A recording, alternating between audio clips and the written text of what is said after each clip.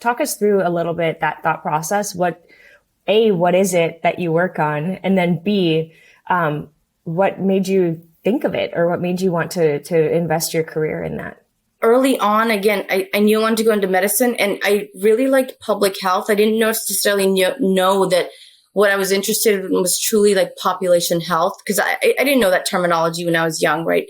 But growing up, I knew I wanted to work with a population. I knew I wanted to help them really to live their fullest lives. So whether it's physical well-being, mental well-being, like the full gamut of well-being for individuals. So I went into medicine thinking like, okay, I think I want to do infectious disease. I'd like to work with underserved populations. I'd like to be that village doctor. I've done a lot of work in Africa and Latin America. I'd like to work in those settings.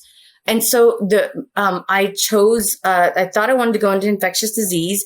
And then when I learned about the day-to-day, what my life would be like in infectious disease, I thought, you know what, that's not exactly what I want. I don't necessarily want to be working in a hospital setting, in a practice setting.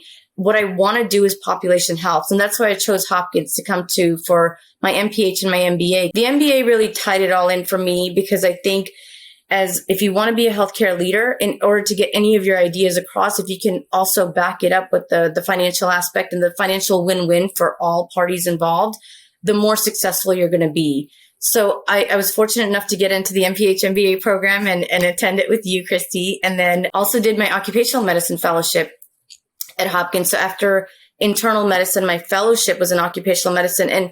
And this field really looks at a specific worker population. So whether it's with a company or a subsect, like firefighters, for example, so not a company, but a general population, and says, what are the specific risk factors that these workers face that maybe no other ones do? And how can we best protect these workers? So again, the same principles that I knew I wanted to apply throughout my career early on were actually much more specific to occupational medicine. So right now, I am the current chief medical officer for GE. And so my patient population is essentially the around 195,000 employees of GE.